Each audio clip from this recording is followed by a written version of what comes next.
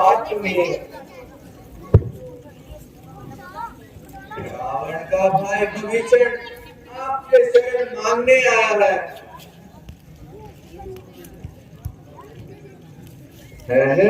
रावण का भाई विभीषण? हाँ भगवान, रावण का भाई विभीषण। परंतु उसने ऐसा कौन सा अपराध किया जो उसे लंका छोड़नी पड़ी?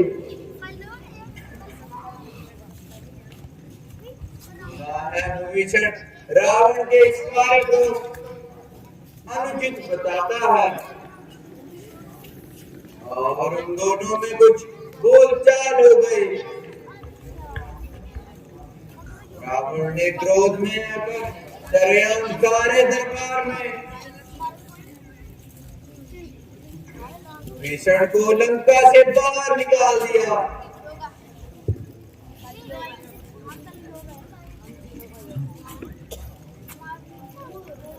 तो इस विषय में आपकी क्या सहमति है? क्या विभीषण के ऊपर विश्वास किया जा सकता है? महाराज, यद्यपि वो शील स्वभाव का है, परंतु फिर भी राक्षस है।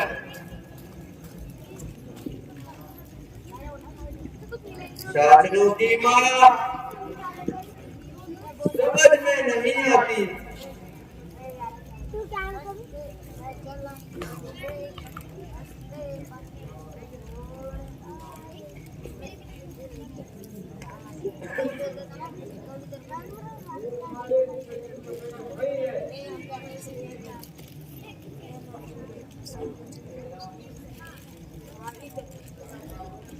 रावण जी का कहना बिल्कुल सही है। मेरी सहमति भी यही है कि विभीषण अच्छे इरादे से नहीं आया है। तुम्हें सोच समझकर उस पर विश्वास करना चाहिए। मेरे विचार में हनुमान जी की राय इसमें जरूरी है, क्योंकि वो लंका में गए थे। हाँ हनुमान जी, कहिए इस विषय में आपका क्या विचार है? भगवान, और तो मैं कुछ नहीं कह सकता। यदि विभीषण न होते तो मेरे प्राण न बचते। सुग्रीव जी, यदि कोई ब्रह्म हत्या करके मेरी शरण में आएगा तो मैं उसे अवश्य आश्रय दूंगा। ये तो सच है, परंतु इस बात को अच्छी तरह से सोच ले प्रभु कि वो रावण का भाई है। निसंदेह मैं जानता हूँ कि वो रावण का भाई है, परंतु पांचों उंगलियां एक समान नहीं होती। कोई बड़ी होती है, कोई छोटी होती है, कोई पतली होती है और कोई मोटी होती है। सुग्रीव जी, क्या कीचड़ से कमल नहीं खिलता? क्या सीप से मोती नहीं निकलता?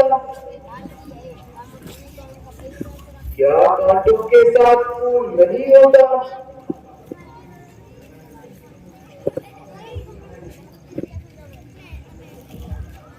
हिरण्यकश्यप के घर प्रहलाद पैदा हो सकता है, तो क्या पुलिस मुनि के घर विभीषण पैदा नहीं हो सकता? बहुत अच्छे महाराज,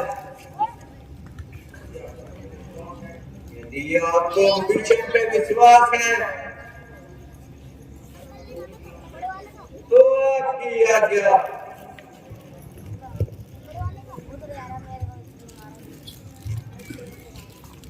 शरण शरण दे, शरण दो नाथ, शरण दे, शरण दे नाथ, शरण दे।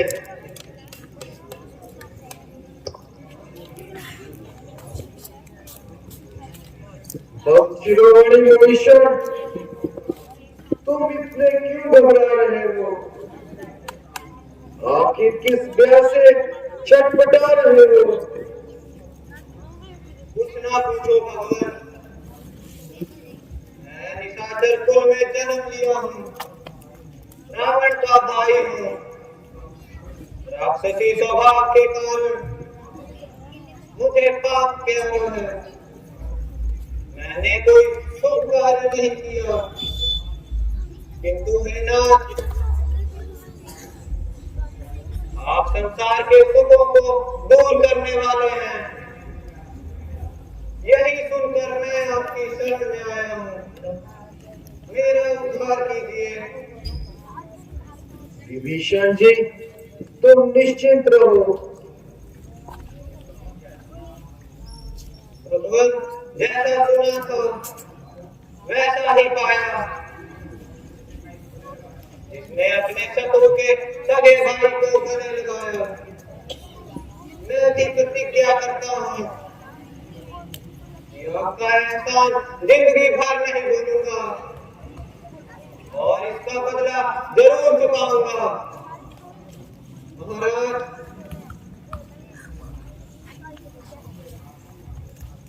अब से मैं आपका आज्ञाकार हूँ। विभीषण जी, यह कोई ऐसा नहीं है। माना कि रावण हमारा शत्रु है, परंतु आपसे हमारी कोई दुश्मनी नहीं। महाराज, मैंने उस अभिमानी को कई बार समझाया, परंतु उसकी समझ में कुछ नहीं आया। मेरी ओर से रावण मर गया है और मैं उसकी ओर से। अब तो यह शरीर आपको ही अर्पण है। विभीषण जी, यदि आप रावण को जवाब दे चुके हैं और रावण आपको जवाब दे चुका है, तो फिर स्पष्ट है, आज से लंकापति की उपाधि हम आपको दे चुके हैं। मैं प्रतिज्ञा करता हूं कि लंका विजय होने पर राज्य आपको दे दिया जाएगा। हमारा धन्य हो। हनुमान जी, इस भक्त को हम क्या दे सकते हैं? बोल सियापति रामचंद्र की, लक्ष्मण जी की, सीता माता की। अच्छा सुग्रीव जी, अब आपका आगे क्या विचार है? भगवान, हमारी सेना तो बिल्कुल तैयार है। मेरी राय में चढ़ाई करने से पहले रावण को एक मौका और देना चाहिए। किसी योग्य आदमी को लंका में भेजकर इस युद्ध के बारे में समझाए, ताकि वो युद्ध छोड़कर सीता को सीधा हमारे पास छोड़ दे। और ये तो राजनीति का नियम है।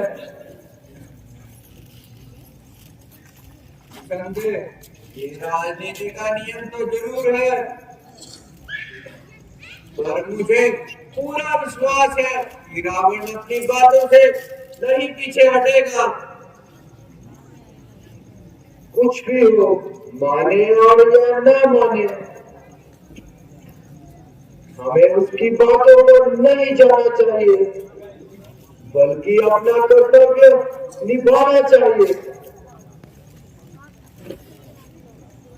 यदि यदि आपका यही विचार है तो मुझे कब इनकार है। अच्छा, आप हुक्म दीजिए, मैं सेवा के लिए तैयार हूं। मेरी राय में ये काम राजकुमार अंगद को सौंपा जाए।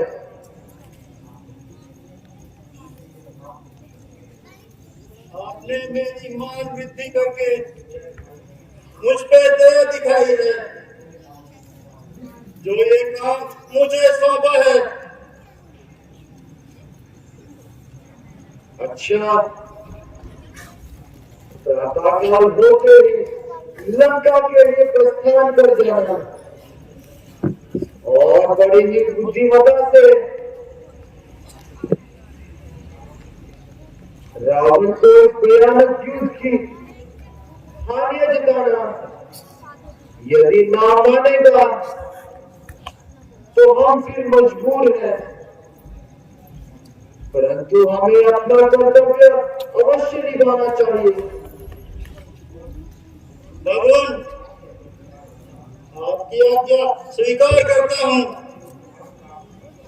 अपनी ओर से हर प्रकार से प्रयत्न करूंगा। मानना या ना मानना उसके अधिकार में है। बोल सियापति रामचंद्र की।